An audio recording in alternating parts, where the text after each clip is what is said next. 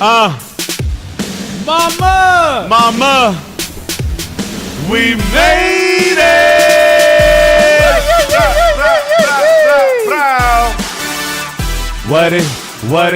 What it do though? I love that. Awesome. You feel me? Tell him, ladies and gentlemen, we're in a polar bear's den. It's freezing fucking cold in here. Shout out to like the Nushi keeps it cold. Few guests that have said that, and I feel you. So I just have to turn the AC off. Yeah. We got a very dope guest with us today. My brother Mansa. Mansa, what the fuck is good? What's going down with you, baby? Nothing, man. Mansa from Northern Mansa of the Hill. Mansa of the Hill. That also works. You feel me? There you go. Nothing, man. Chilling, dog. I've been excited to do this thing with you guys, I guess. Yeah. But yeah. It's actually really dope to me because the first time we met, shout out to Brett Sweeney. He brought you over with the homie. What was homie's name? Phantom. Yeah. Phantom. Yeah. Yeah, it's Shout lit. Out Shout out Phantom. What's up, family? Yeah. It was dope, and like, it's crazy because when you meet people, you just really get a sense of their energy. And naturally, I was familiar with your music. It's wild because like listening to your craft, you have a very like, there's a depth to the feeling. You feel Thanks, what I'm saying? Man. And you have a very like, it's a beautiful view and a beautiful voice like in that element. You know what I'm saying? And to meet you, you're a very quiet and composed dude, naturally. And it's beautiful that you hit me up and wanted to come chop on the podcast, and it's an absolute pleasure to have you. Yeah, man. Thank you. Well, thanks, man. I'm like I said, I'm a fan of podcasting, and I was just like, yo, people I know are doing podcasting. Like, yeah. Sick. I get to fucking talk and shit. Straight up. So whereabouts in the Bay are you from? I'm from Oakland, California. The town in the building. West Oakland, California. West Oakland in the building. But like I've lived everywhere in Oakland. Cool. Pretty much. Yeah. What was early childhood like for you? Like, what was growing up like in the Bay as young man's? So unlike a lot of people, Yeah. I feel like this is a rarity with myself. Yeah. But I grew up in the hills, you know. So like no one I know is from the hills. I went to this like, as far as school, I went to this like small, like almost private school. It kind of is like a private school. It's like a K through 8. It's called Hillcrest Elementary. It's like a school, and it's a K through 8, and it's like there was like 60 people in our middle school, and like. So it's like family. Like the whole middle school is 60 people. So wow. I know everybody, like first and last name, middle name. It's like a family type thing. That's crazy. But yeah, I did that until I was, middle school age, and then I like kind of moved to the hood. Then I started my West Oakland adventures. What was that like? And when did you make that move to the hood?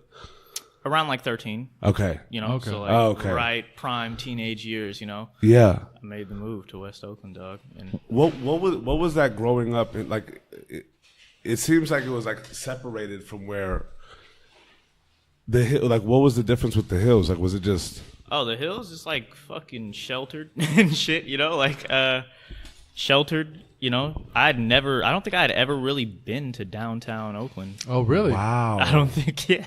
Really? So, yeah, I don't know. I sheltered, you got your community. I was in Montclair a lot. I don't know if you'd ever been to Montclair, like, that area.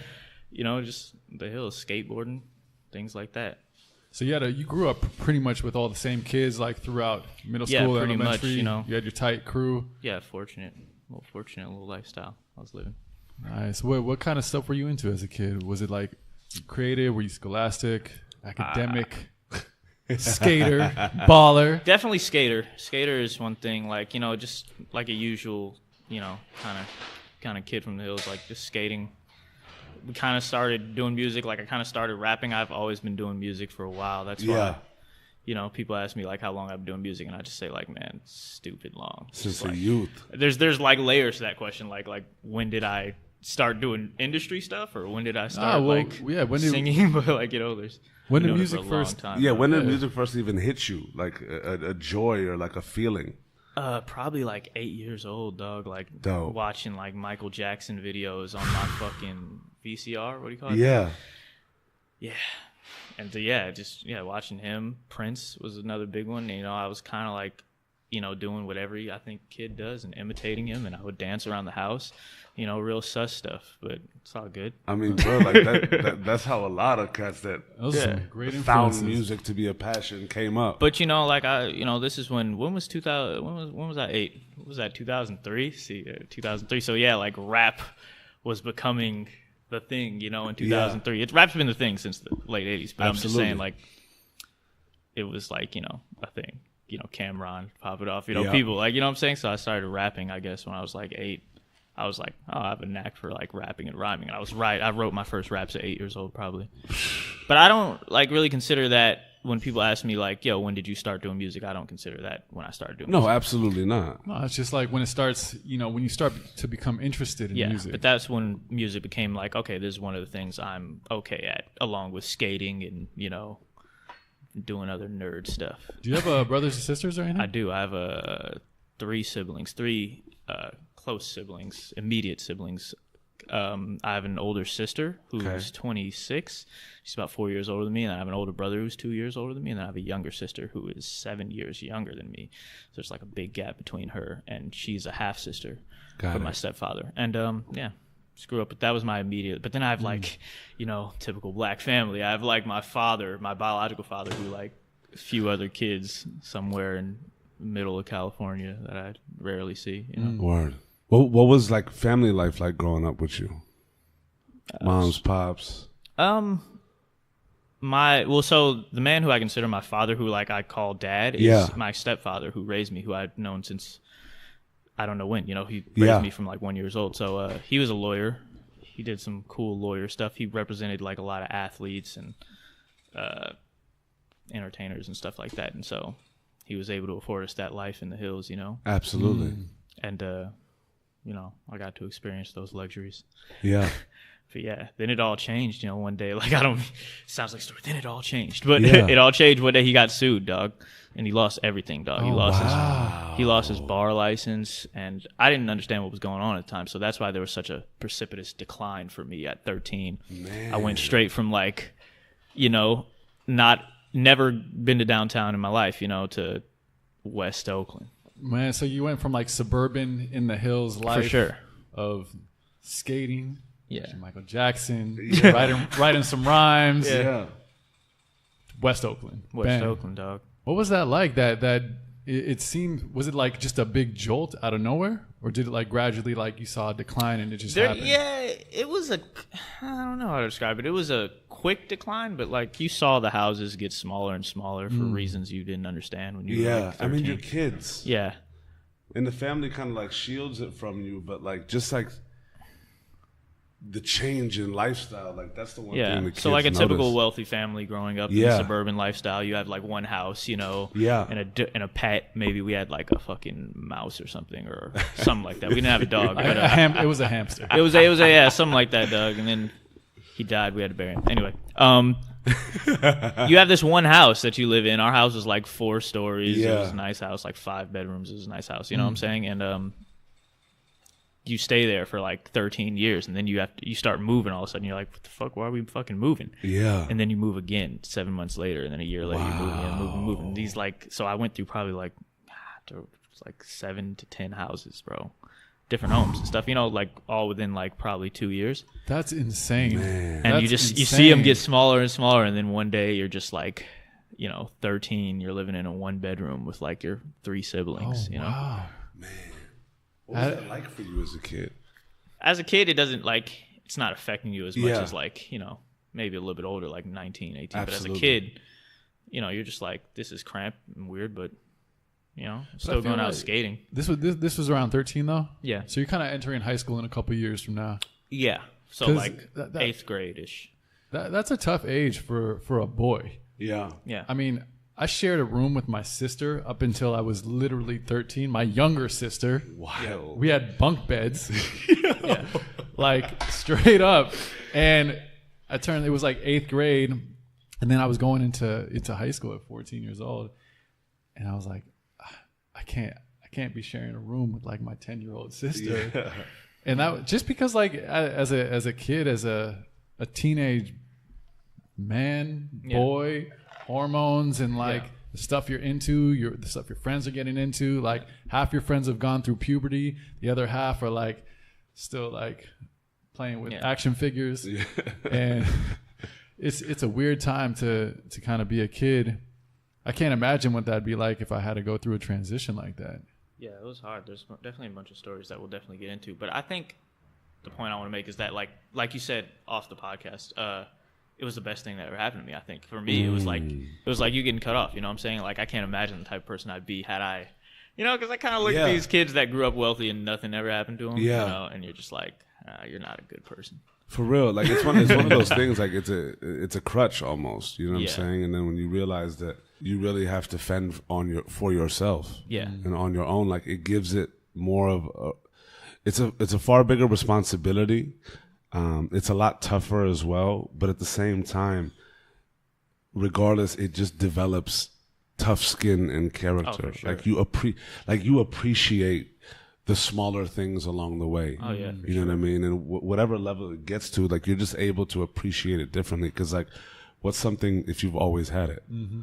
Yeah. You know what I mean? Like, what's new about that? Yeah. Especially if you've had something and it's kind of taken away. Yeah. Like, that's even crazier to me, dude. Yeah. Because so many other times you hear the opposite story, right? You hear of people growing up in rough neighborhood, poor neighborhood, and then life eventually getting better. Yeah.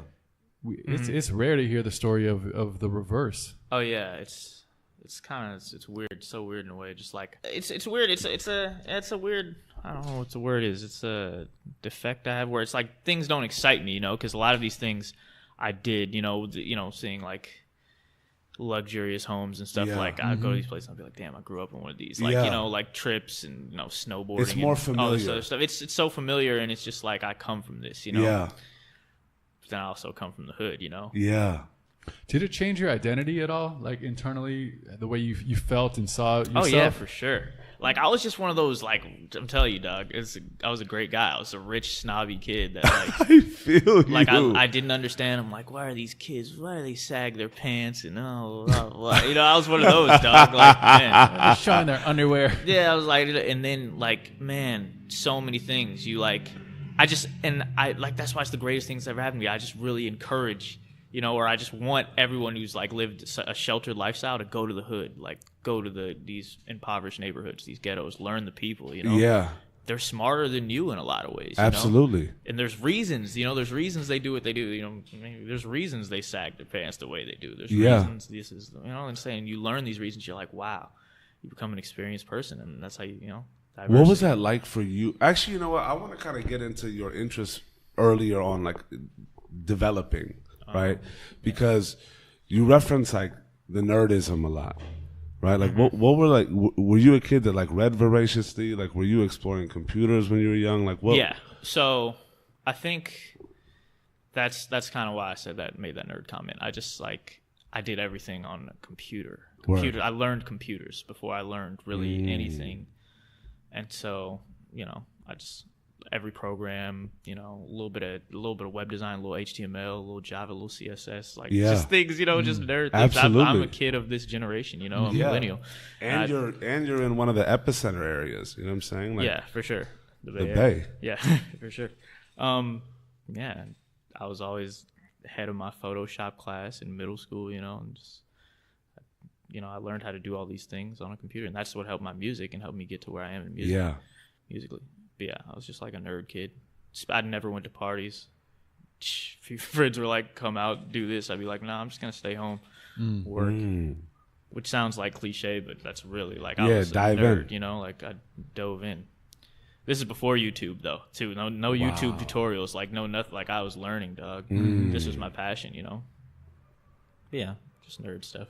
What was the kind of like motivation for you to dive into that? Like what was the intrigue? I think inside, maybe even before I kind of knew it, there was a yearning, or I knew that I was going to do something in entertainment, just something that wasn't a regular job. Yeah. So that's why I really was like, subconsciously, when I was learning probably how to make websites or how to graphic design, I was learning how to do it for myself. I was like, one day I'm gonna need this to be you had that's what it was. I thought I was probably gonna be like a famous skateboarder or something. Got it. And I think that was my first thing that was like, yeah, I'm gonna be a skater, or I thought I was gonna be a rapper, and I just had no idea, how to do that. But I was just like, I'm gonna need all these things. It's actually incredible, and like probably one of the most unique scenarios to come up to date of somebody in their youth that knew they wanted to do something like expressive, but at the same time dove into the back end, like building the system operational, even though it's not like as set in stone, but it's like knowing the importance of these types of things, and it's going to become necessary one day. I feel like usually it's just like dive in and well, thanks, man. You know what I'm saying? Like, but it starts showing like these are things that you just did because like you found interest in them and you knew that one day it could possibly come to light. Yeah. But like those are things that now play a very significant role in just like your ability to do what you do, and also the ease and the comfort, if you will, at different stages. Naturally, you're learning along the way. You meet cats that have it down far further than you do, or you meet cats that do things different ways, and it's constant, you know, learning and growth. But the foundation's set, and from the offset, thanks, man. That's incredible. Yeah, for real. What was it like for you? So you go in, you get into West Oakland, you like. What? Like, I feel like that's the more exciting part. You know what I'm saying? Like all these questions have kind of been about like growing up in the hills and stuff, but that's the most exciting part. For real. No, but like it's crazy because the hills just set the tone. Like, and this is the beautiful part because like it's wild because when you said that, I pictured it like you coming in just with a polo on, just like you know what I'm saying, jeans just like on. Like a preppy kid. Yeah. And then being like, what the fuck are y'all?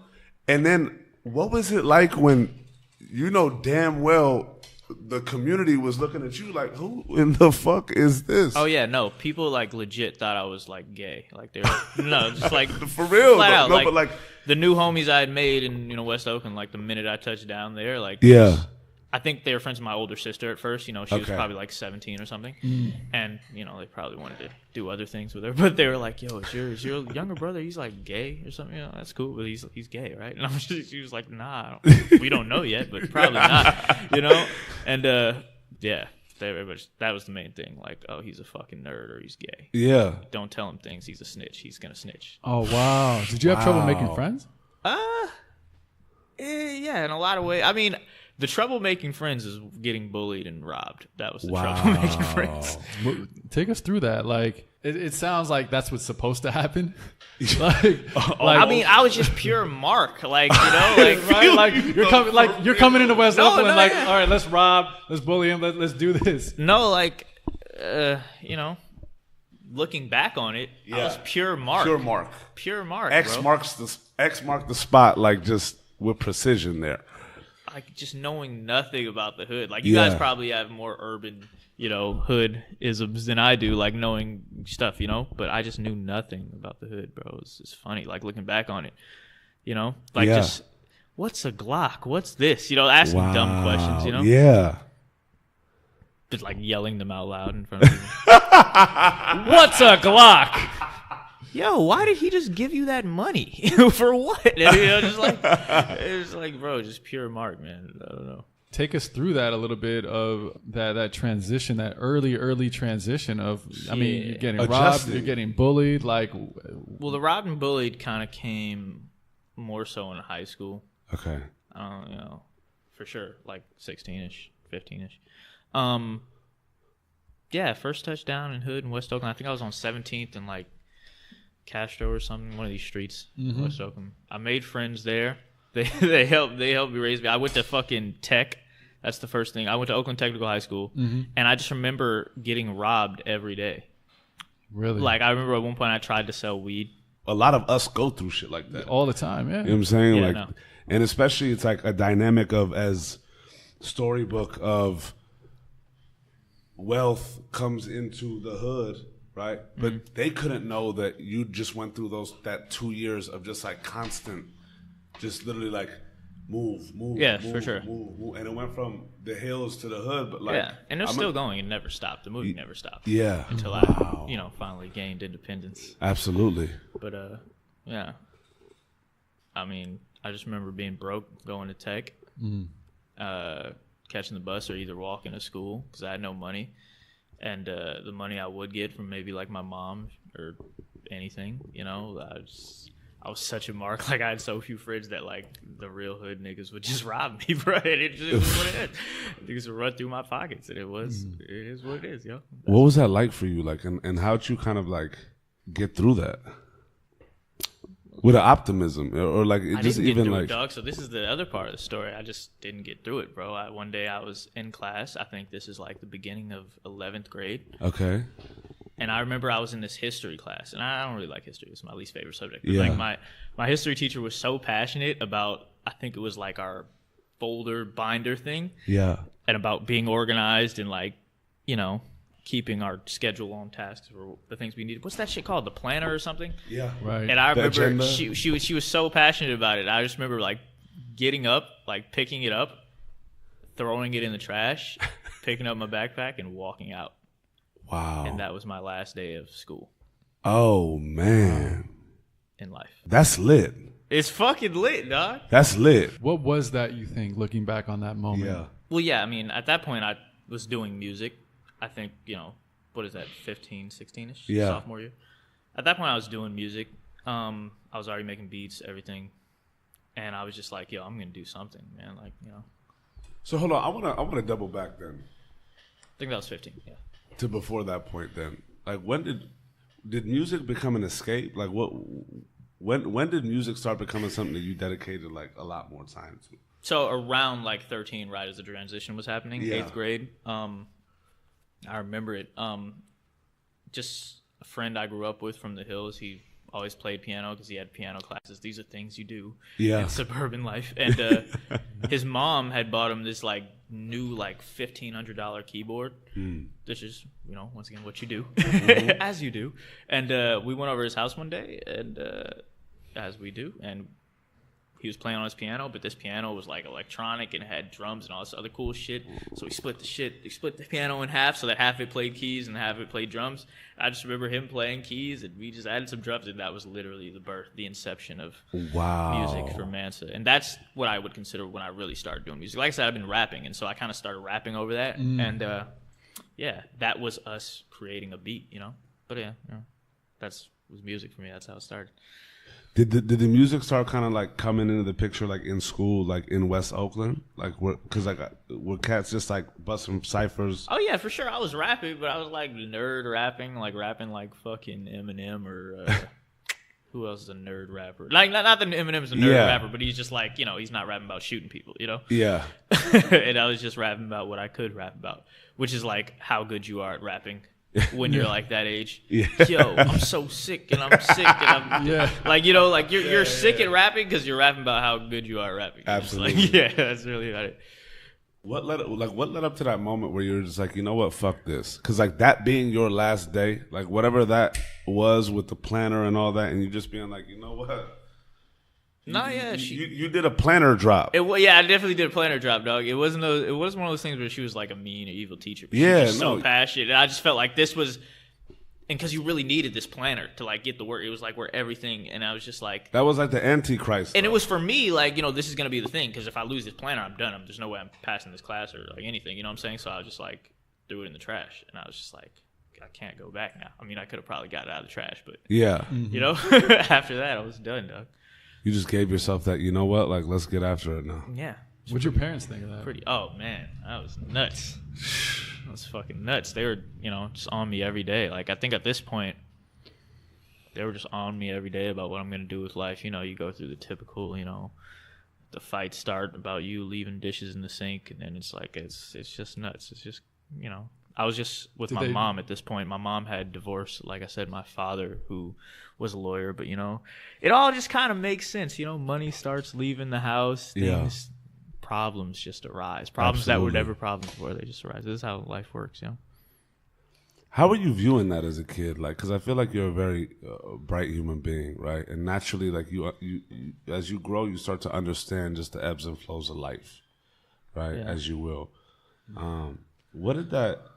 You know, what did that kind of do to your perspective? Like, whether it's, you know, in that moment or just like looking back on how it kind of shaped your perspective on these things? Because now you're a creator, right? Yeah. You were growing into a creator. And so essentially the way in which you see and feel the world is is what you're putting out there. Yeah. You know what I mean? Like, what that kind of do to just your framework, if you will?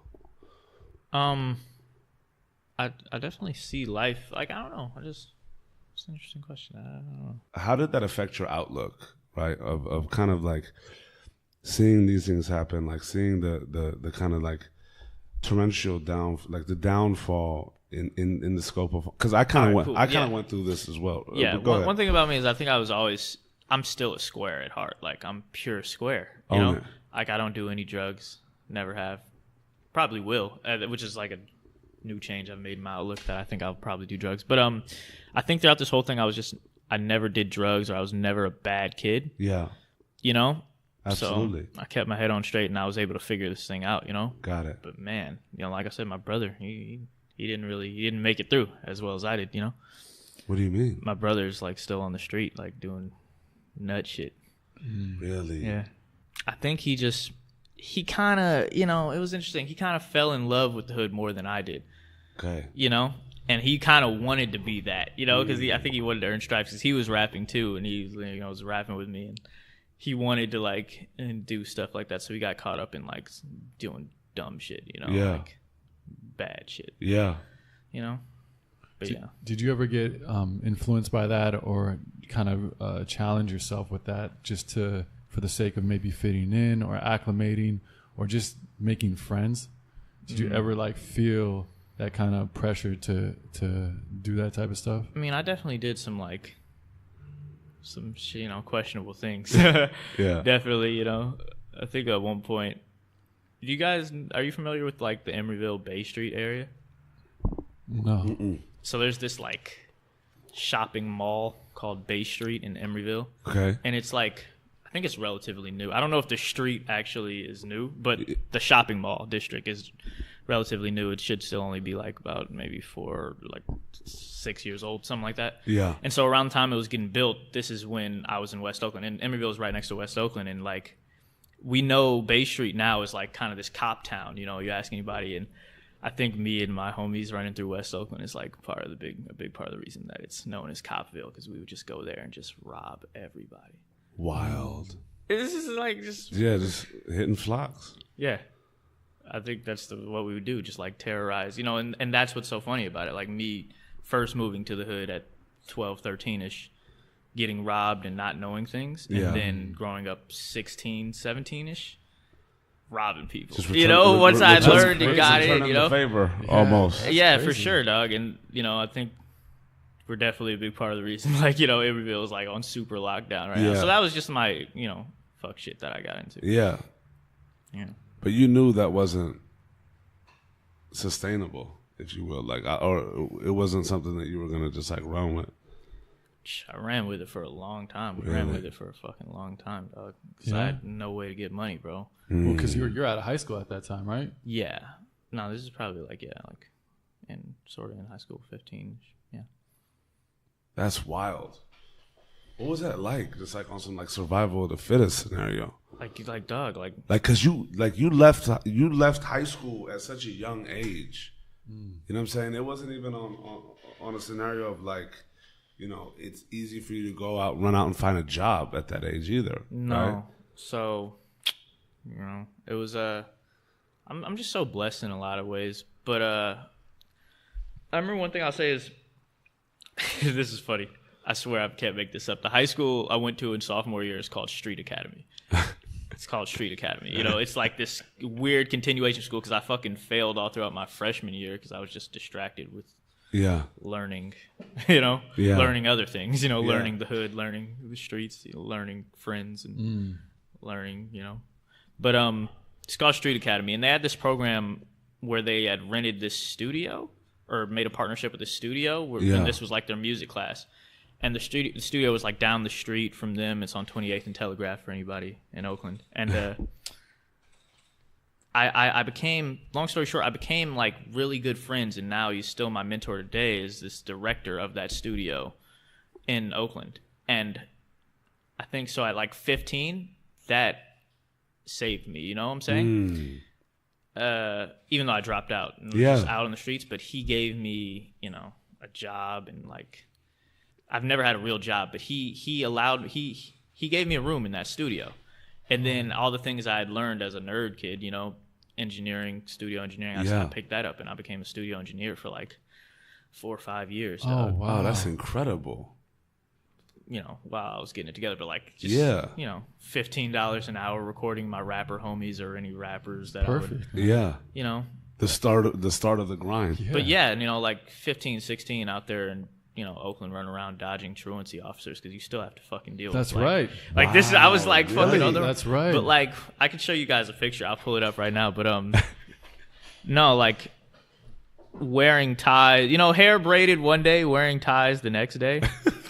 to fit in with, you know, the worker, you know, the business district in downtown Oakland, you know, like going to not run the studio, but do studio engineering. And he gave me a space to work and record and perfect my craft. And, you know. That's a blessing. Yeah. Hold up. I'm going to pull this photo up for you guys. Like this might put into perspective some things. This is me, dog, with one of my friends, dog, at fucking like 16. Wow. Yo, this is fucking classic. No, it's legendary, dog. Like, these are real stories, man. That's wave. Oh, God, yeah. We're not posting those. Not at all. Not at all. No. These can't go. This can't. That is such a way. You had a lion's mane, bro. Oh, yeah, no, I had stupid hair, too. Like, yeah, you know, people who know me, yeah, know I kind of have crazy curly hair, but I had crazy hair back then.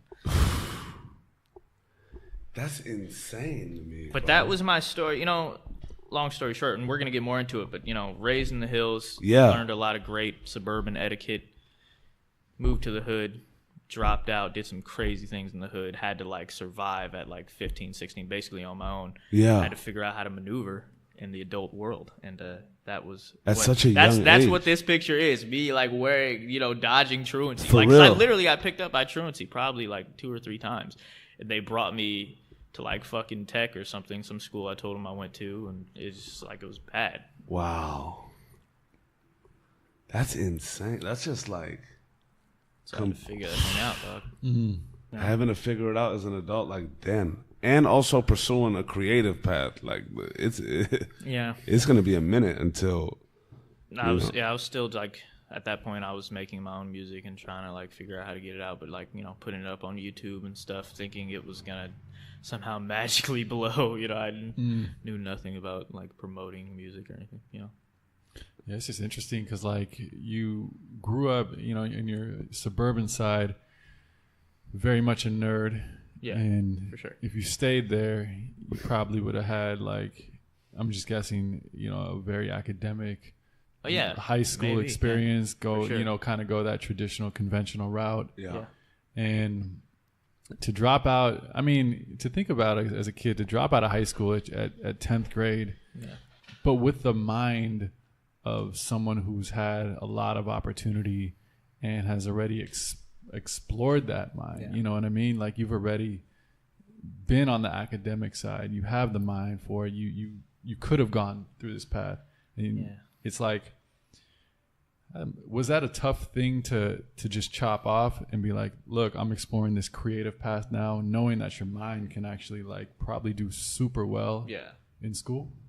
Well, yeah, I mean, like I said, I've probably always known since I was like young that like I wasn't gonna do a corporate job or like in tech or anything. Like I was gonna be the star of something, you know, something, a reality show, like I said, skateboarding, you know, maybe even like some graphic designer, like the most lit artist there was, but like, or even rapping or music. Your everyday gig wasn't gonna be your path. Yeah, for sure.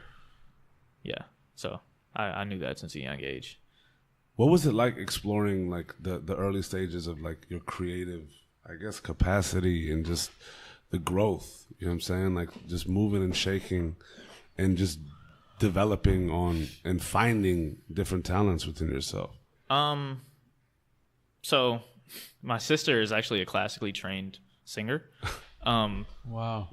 So she would always sing throughout the house. Got it. You know, as you do when you're once again living the suburban life, you get these crazy classical singing lessons. and she can sing opera and all this cool shit. But she was just always singing out the house. It's really annoying. But I think I really learned how to sing through her, like, you know, and that was a big thing for me, you know, just learning how to sing and write songs. Like somewhere along the path of, you know, rapping and actually making rap music, I decided I kind of like singing, you know, and I think auto-tune is probably some help in there. Yeah. But yeah, and it slowly transitioned into what it is now, and it's Mansa. You kind of know him as like the singer-songwriter kid that produces and stuff. Yeah. But yeah, that's really what it was for me, just finding singing and stuff. Yeah, because that's kind of a whole different move going from being a rapper, like, because I imagine you probably had like your rap identity, your kind of path in your mind. Oh yeah, don't get me started on the fucking. No, rap let's names. get started on the rap names. Get started on that. Dog. Oh yeah, no, I was listening to Murph's podcast. I think you guys went through like his early rap names. Oh, did you guys? I feel like you guys did. I feel like you brought it up. I feel like fuck, I'm not doing it, dog. Okay. All right. But there was a phase at some point, because I mean, when you're a rapper, yeah, there's a whole thing behind it. The image, the approach, from the names to the style to your whole character, and then moving to singing. It's a different thing. It's a whole different approach. Was it organic for you, or was it more conscious? Like, were you like, all right, I'm going to sing now, or hey, this just starts feeling good? Think, you know, like probably 2011 when Drake dropped, you know, Take Care, and I think that changed. I mean, Drake changed the game, period, by being Drake, you know? And I always tell this to people, like, you know, like, no matter what you think of Drake, you kind of have to, like, Drake is you have to respect Drake is single-handedly, like, the reason rappers sing today. Absolutely. You know, like, just really think about that. No, like, for you know, sure. For sure. Yeah. Like, you know, if a song is on the radio and it's rap, like, when's the last time there was a #1 actual rap song? This is a completely different conversation, but like, you know, like I tell you this, like, and it's crazy to think about the time in which he came out and how, like, the time in which how impressionable that was for you and being that young. Like, that's for sure. It's just like, homie coming up, you looking up like, whoa, you could do this? Yeah. Like, that was the ultimate hybrid. Yeah, for sure. You know what I mean? Drake, man. So yeah. Naturally, you know, when you make those choices creatively that you wanted to sing more, where did it start taking you? Like, what were some of just like the instances of where it started to just become real in your mind? Because naturally, like, every artist fights for, you know, just opportunities, right? But like, you're creating and growing and developing. Like, what were those early stages like for you? And like, what were some of the experiences that just kind of like really allowed you to keep like treading forward? Damn, dog, it was shit until, like, you know, I moved to LA or like started kind of popping off in the Bay, you know, like, it was shit, dog, like selling beats to rappers, engineering rappers, like, that's literally all I did, and just kept dropping music until something hit, you know, for me that was like, okay, I can not do this, I can, you know, sell beats for a higher price, I can like do different things, you know. But yeah. Were you living at home? Am I living at home? No, were you living at home? I don't know where I was living. I was just living at my homies' houses, bouncing around from like 16 plus, because at that point, you know, like, that's the natural path of things. Like, your mom just stops supporting you because like, it's just like, you know, you're dropping out of school, you're doing, I can't support this. Yeah. For real. Yeah. Because they're like, if you're going to make it, you're going to make it without this help. Yeah. Kind of sort of hoping that it's like, okay, fuck it, I came to my senses, I'm coming back. No, yeah, to this day, I've never come back, you know? Yeah. I feel like when you dropped that planner, it was like, all right, it's on. Like, it was a star. What do you call it? It's like a vendetta, like, to her. I love my mom, but it's just like, I have to prove to everyone, you know, that, I really haven't to prove to everyone, because it was a big thing, you know, like, you come from like a semi, you know, a good family, you know. And so, I heard little man, he dropped out of high school. It's like, what the fuck's going on with him, you know? Like, even all my siblings completed high school, even though my brother's probably more of a fuck up than I am. But, like, he completed high school, you know? Like, what's going on with Mansa? Like, and it's just like, I was a good kid. I was a good kid and a smart kid, you know? Like, Mansa's not doing crazy shit. But I was just like, you know, I'm done with high school because it wasn't paying me. I'm getting fucking bullied and robbed every day. I'm spending money to get here on the bus and shit. Like, dog, I need some money. I need to do something, man. Yeah. That's crazy, because when you think of it's so wild to leave high school because even a high school education at least can like get you a job, right? For sure. Like there's nothing. Like I would be like, yo, I'm not dropping out of high school just so I could at least have something to fall back on. And I think it was such a bold move that you did that because you had such a clear path of what you wanted to become. Yeah. But I think there also takes like a level of being fearless with that and really not having a backup. Yeah. No like backup. It's one thing not to go to college. Yeah. You know, because even now to compete with jobs, like the college education is just like you're not even getting your resume through the door to just get a normal job, you know? Yeah. But when you're leaving at 10th grade, you bet that's it. There is no safety net. It's still all or nothing, dog. Like, it's still it the is same all or thing, nothing. man. Hopefully I can come back here one day and say, I fucking made it and I did it and I got 6 platinum plaques, You better fucking believe that. Yeah, no, it's still all or nothing, dog. But I think in a way, like, fuck that, just for a second, because even this choice that you made to do this and take that step from high school and go through this path and start that is a big fucking step to yourself. Because regardless if you get those 6 platinum plaques or nothing, you did and set out to what you want to do, which is way more than most people do. And not to judge most people. No, yeah, absolutely. Yeah. But I didn't do that. I wouldn't fucking ever do that. First of all, my parents would like smack the shit out of me. But second of all, like I'm like, well, and that's what it was. I need more of a safety net. Like it's literally what it is. Like your mom's slapping the shit out of you, yelling at you every day, and but the difference is you haven't said in your mind you're not going back. Yeah, you're like deaf to that noise, and you haven't said in your mind you're not gonna go get a regular job. It kind of reminds me like my mom pressured me to go work anywhere. And I was just like. For some reason, I just had it set in my mind. And I kind of still do, not as much because I'm all right now. I'm an adult, paying rent and shit. But I was like, no, I'm not getting a regular job. Like I'm not going to work at McDonald's. I'm not doing anything. Yeah. Like I had it set in my mind, like 100% of my time has to be set into this music, or I'm not gonna make it. Reminds me of like Travis Barker. Mm-hmm. He's always a drummer, but the reason why he's all tatted up and started going all these tattoos because it was his way of basically trying saying, not to get a job. Yeah, like I'm gonna make sure like motherfuckers are not hiring me. I have a homie like that. He's actually my roommate.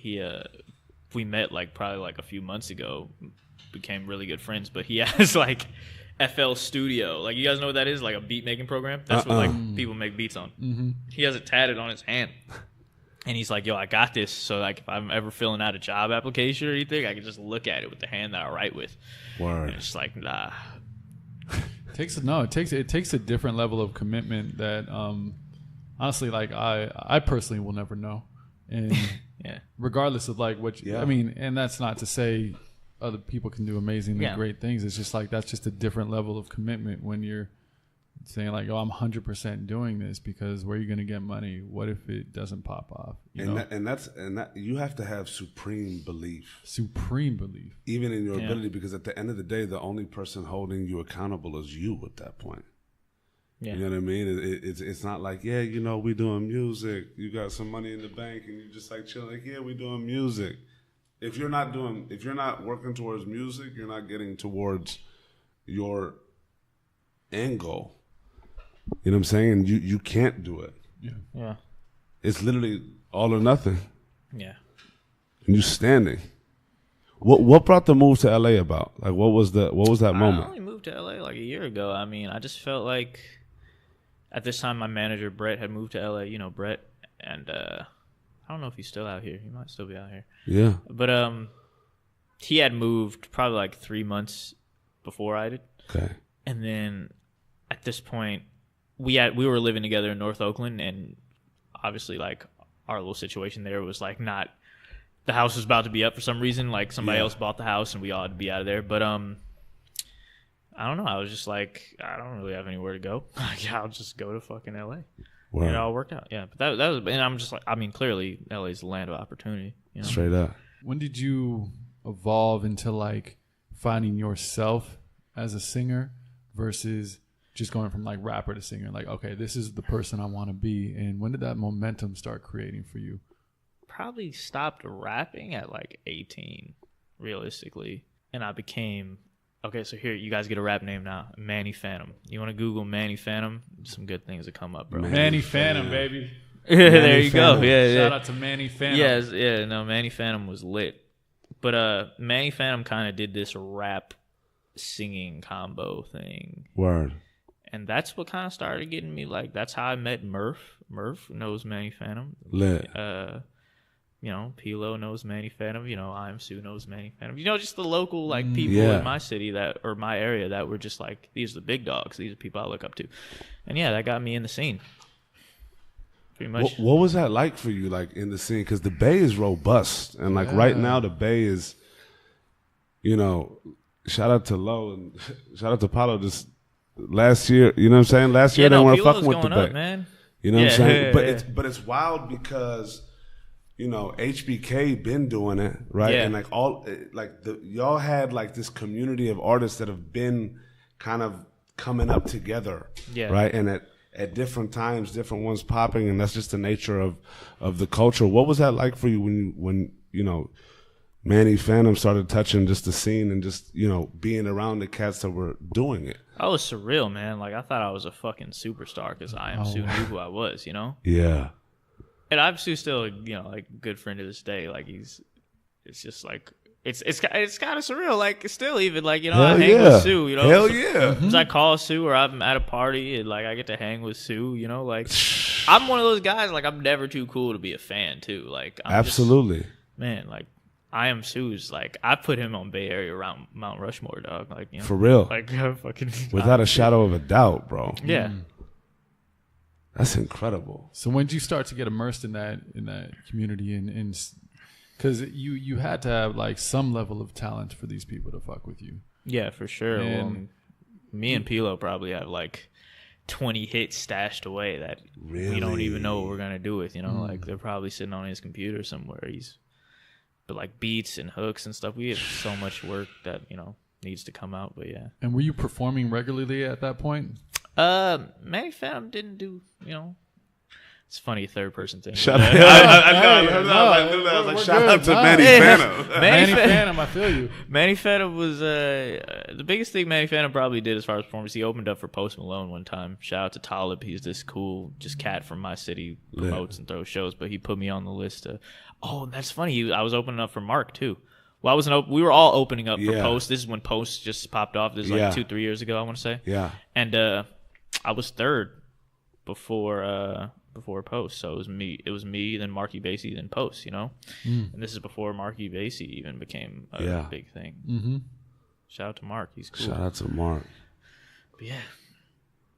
That was probably the highlight of Manny Phantom performances. Word. So Manny Phantom is getting some love though, and being among the community. Why? Yeah, he was able to sell some tickets. Why make the switch? Why become Mansa? Why give deuces to Mr. Manny Phantom? Because Manny Phantom was still like very urban. My sound will always like kind of be urban. Yeah. But Manny Phantom was making some urban shit that was just like a little too urban. Word. And he was still figuring it out. And I think there was a few songs I put out that at the time I was just like, I can't have anything tarnishing my brand. I don't want people to look this up. And so now I'm super particular about what I put out. Yeah. That's why I don't put out a lot of stuff, you know? And I just said, all right, redo it one more time. You know, because mind you, there's probably a good 2-3 other rap names, eras. I've been doing this for a long time, you know, since like 13. I think I put my first song out at like 14, like literally. So almost 10 years now, you know what I'm saying? There's a few other rap names that got passed up, but I said, okay, I'm going to redo it one more time. And I was feeling like, and this is, I think, when Kehlani was starting to pop. Mm-hmm. And I was like, man, I'm a big Kehlani fan. Shout out to Kehlani. And I was just like, I need to be me. Just the name of my birth certificate. And I was like, I'm Mansa. One day I said I'm Mansa. Dropped the song when I turned 21. On my 21st birthday, I dropped my song Uncomfortable in it.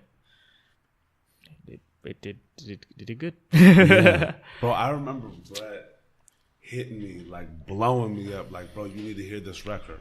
You need to hear this record. Yeah.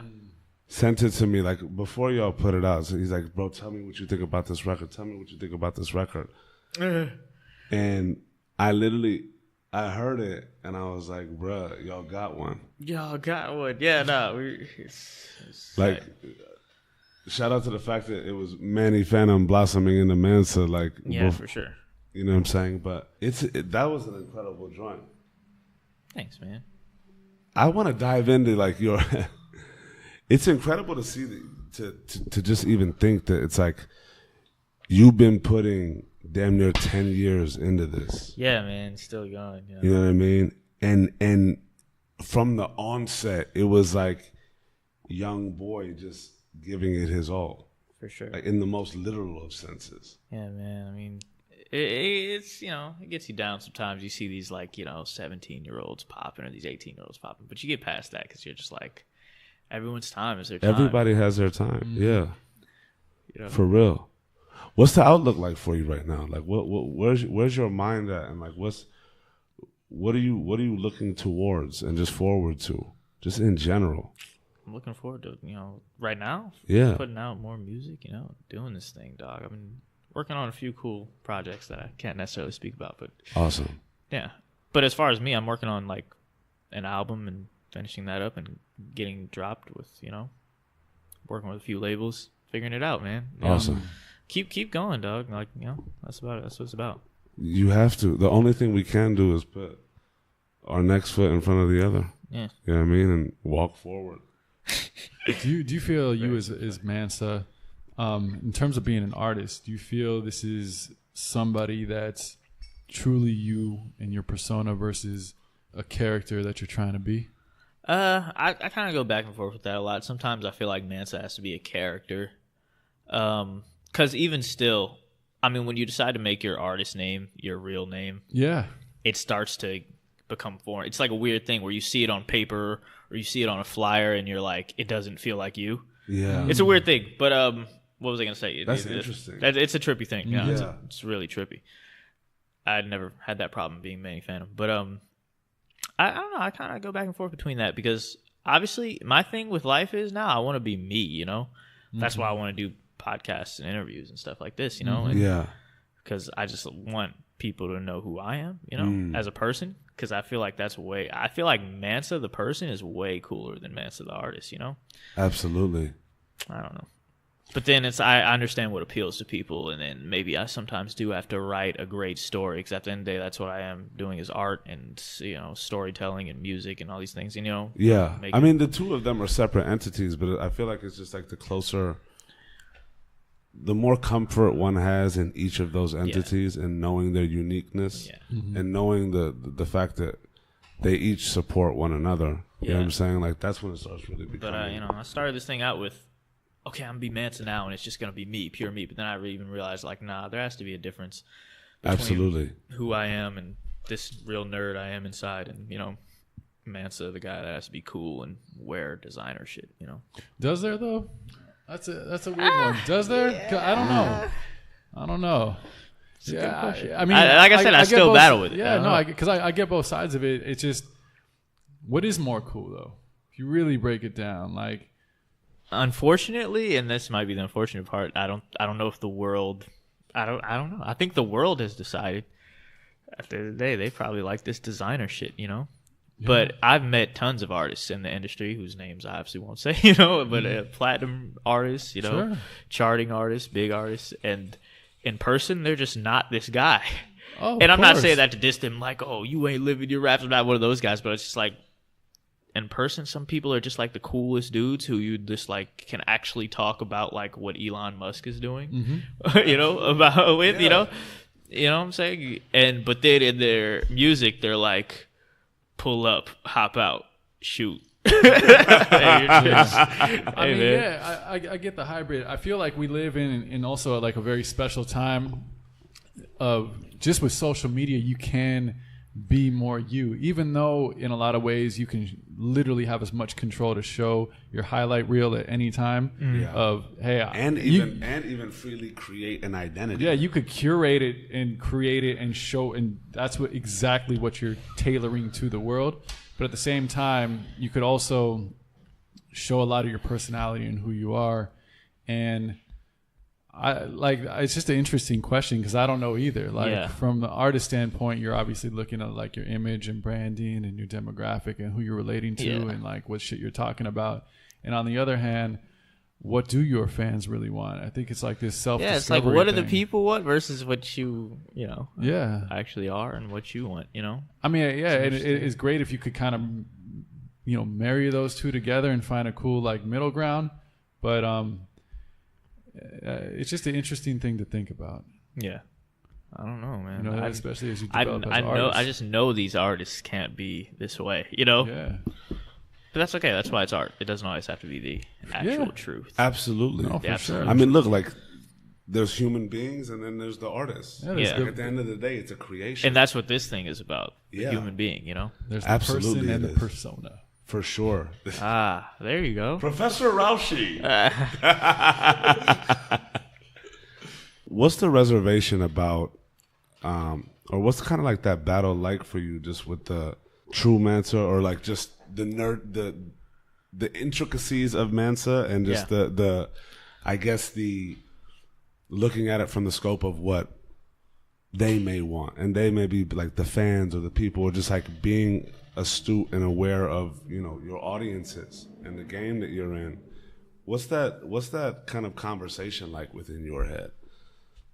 I think it's a conversation that happens a lot, while I'm writing these songs, And, sometimes I'm writing something and I'm like, oh, this is so real. But, like, I don't think anyone's really going to feel me because this is something only I know about or only I would really get. Or people like myself would get. And then I look out into the world and I'm like, how many people like me actually? That's, like, probably one of the most self-referential things I can say and very conceited. But you look at it and you're like, nah, people want to hear. Yeah. Designer. When I say that, I'm just talking about designer clothes. I What I'm saying? that. But I'm just like, how many for people sure. can relate to me? Who I really am. I mean, there are definitely aspects of me that I feel like a lot of people can relate I feel to. like there's also like on the same token of knowing what they want, there's also that token of putting that out there and seeing if they gravitate towards That's it true, also. man. Maybe I do this. Right? Like if you're not going to take that shot, then You miss 100% of the shot you don't take. yeah, and you know what I'm saying? In that regard, Yeah. stating it as fact is one thing, but just like exploring if it is another. Like you have endless, ability and access. Like if that's even a thought, like why not even just? And the funny thing is, it's like it's not going to be broadcast. Like, ladies and gentlemen, this is the Me song. Yeah. You know what I mean? You're gonna put it out and see what the reception is. At the end of the day, it's a record put out, right? But you won't know if it's well received and it's actually the little like whatever the quirks are that you want to put into it that feels more, I guess at one with you. Yeah. You won't know until you get that feedback at the end of the day. I feel you, dog. We often say, what's the fans, the people that are really, really into you, they would love to hear this side. I don't know, and that's why I'm trying to get it out there for people that care, Yeah. But the craziest shit is like what I love about the artist's journey is that it's like such a balance and a battle between doing it for me and doing it for my fans, because it's a constant tug of war, right? Because on one end, an artist is creating from their perspective, right? And on another end, you also know that you have fans or people that look up to you and this that or that are touched by your music. And as it keeps getting bigger, and like when we start thinking about audiences growing and touching more people, or like we charting on Billboard or whatever, what have you, it's one of those things where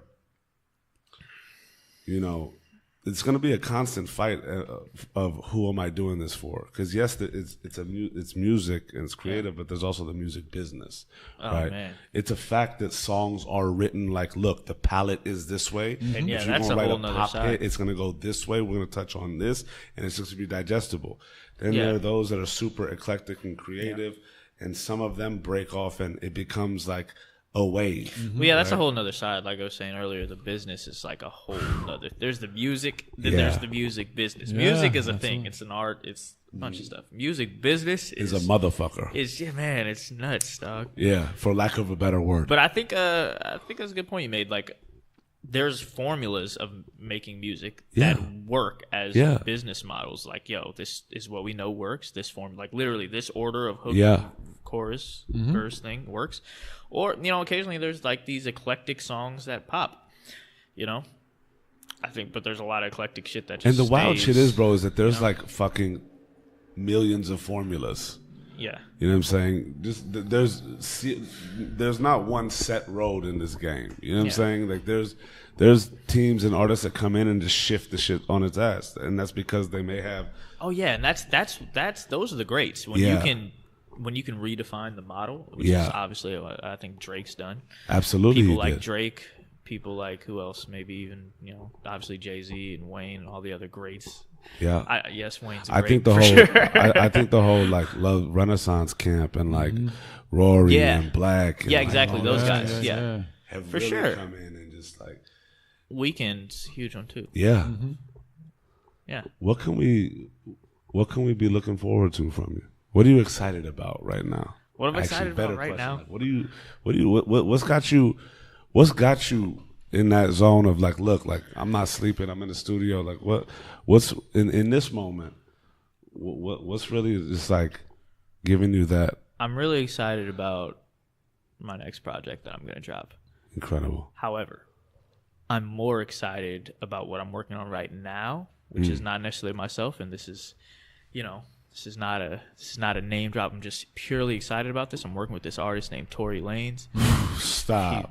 He's a great guy. Tory's a that I met. beast. Nah, he's a great guy that I met, and he fucks with my music and what Incredible. I do. And as I've met him, you know, I actually wasn't necessarily a fan of him when I met him. Yeah. I'd heard of him, obviously, and you know what he's done. But then I really dove into who he was as a person, Yeah. and the music he makes, and he's a great guy, and he makes and so his next album is gearing up for release in probably the next month, and he's, you know, about to drop a single in about a week that I worked on, and Incredible. I'm all over this album, working in different capacities and areas, and Unbelievable. I'm really excited about that. And He's that's one what of my I've been doing. favorite Awesome. artists Really? out right now. Yeah. Tight. No, because He like literally like this next album is gonna make him one of the, like, I genuinely believe. Bro, he's okay. I'll put it to you this way: he's single-handedly one of the greatest performers that we have right now. He's a great performer, dude. Like that motherfucker, like literally will touch and crush a stage like nobody else. Like the art of performing live is something that's like very paramount, especially in this day and age. And he has it down pat. And his versatility is insane. Like, bro, like, Yeah.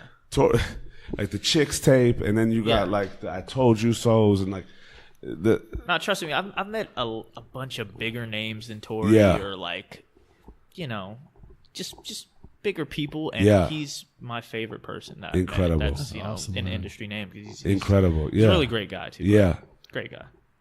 that's what makes it. That's what makes it work. Like at the end of the day, you could put young artists and big name together, or big name and big name. Like cats got to fuck with each other on a personal level if they're gonna create great work together. No, great guy. Speaking of performing, he took me on tour. His tour that he just got off of with Future and Migos, and I just did like a few all the California dates, because, you know, he hit me up when he was like, "Yo, you want to do the California dates with me?" I didn't do any performing, but I was literally just the homie on road, and it was How was that? it was just fun. I still have the badge. Like, you see this? I keep feel it here. you. The Future tour, like the what is it? What was this called? The Nobody Safe tour. Oh, wow. And man, it's hectic. This tour is awesome, man. And that's a excited. big body tour. Yeah, I'm excited to go on tour for myself now. One day, you know. Awesome. It's a slow grind, though. I heard. Yeah, it I is. mean, yeah. G tells me about the tours he had to do early. Yeah. You know, in a van. You know, and I'm ready Yeah. for that. I might have to get, you know, work my way up. Straight up. Van, Sprinter, tour bus. Absolutely. Yeah. Are you out there like rehearsing?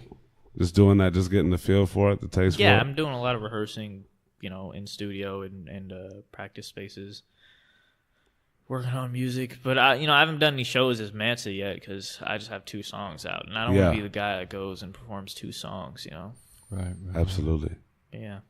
Getting to kind of just like go through this with you, and getting to, you know little intricacies and little just like details about your journey on road even now, right? Yeah. It makes somebody really appreciate a person. And you're the type of dude that, you know, I'll tell you this right now, like you have an incredible character. Thanks, man. You know what I'm Appreciate saying? it. For real. And like I'm super excited to hear, and this is me knowing that you take it's so important for you and I respect why we didn't go through the different names that you had, because like I feel like the names that you've had and what you've come to, it's like chapters in a book that you've closed, right? For sure. And now as the writer of your history, like writing your story, like we have the Mansa book open. Yeah. You know what I mean? And it's like, I feel like Book of Mansa. Yeah, the Book of Mansa. Book of Mansa. I feel like, you know, you're still going through your preface. You know what I mean? Yeah. And I've dropped a couple things along the way, and it's just it's gonna be extremely beautiful to see how the book reads as it goes. You know what I'm saying? And I can't wait for the project that you have work on with Tori to come out. I can't wait for your project to come out. Yeah. So that the breadth of Mansa before the end of this year, for sure. lives. Oh wow. No, yeah, for sure. Before the end of this year, Mansa Awesome. music, Mansa projects, Mansa videos, you know, maybe something Incredible. There you go. Incredible. like that. Yeah. You excited for that? I'm pretty excited, dog. Yeah. Yeah, man. I've been recording at Record Plant. Awesome. Beautiful place. Best studio I've ever been to. It's awesome. It's got like It's a vibe, bro. No, it has to be a vibe. And Record Plant, best studio I've ever been to. It has basketball in the booth. Yes. Yeah. And it has like a gym, and it has a pool table, and like It's a legendary fucking place. like yeah, it's like it's so awesome. many great records have been Yeah. throughout those walls, man. I just think like someone like you who's gone through kind of the trajectory that you had and had the life that you had. I'm just curious to hear the music that you're putting out. Yeah. You know, and whether it's like the Mansa character or the Mansa person. Oh yeah, no. Lately, just to interrupt, I've started to let definitely the Mansa person bleed through my music a little more. I mean, it was always like I wanted to make relatable stuff. Like I think that's why Uncomfortable is so, you know, connected with so many people, because it's relatable, it's vulnerable. Yeah. But there's some real like maybe like some nerdy stuff like I'm throwing in my music that I'm working on right now. You know, that's awesome. like real Mansa. You know. Hell yeah. Realer Mansa. It's always real Mansa. But it's The realer. realer Mansa for sure. Yeah, there's like some nerdy stuff, some hometown references, you know, maybe, you know. I was always scared to touch that kind of like, I mean, if anyone knows my music, it's not like Bay Area music. You know? It's definitely not. But you know, it's getting there. And also, I think you have a lot of stuff to draw from. I'm excited to listen to your new project. Thanks, Everything man. you're doing. Well, yo, it was an absolute pleasure having you on. Hey, thanks, Yeah, man. man. Thanks You for know what having saying? me. Yeah, I'm glad you excited. came- yeah, I'm excited. really glad you came in here and just like shared Mansa with us. You know what I mean? This is a beautiful thing. Yeah, and we like to think of this as like chapter 1, like first Yeah. album. So I'm excited to when you're back on here Oh, for sure. with those 6 platinum plaques. I'll be back, man. dog. We got more things to talk about. Yeah, you know, we do. Yeah. More things to get into, man. More stories to tell. We most definitely More do. stories to make. You feel me? Yeah. And you're going to be making them. Yeah. We're just going to be running back through them. Definitely, dog. Thanks for having me, man. Love. Thank you, bro.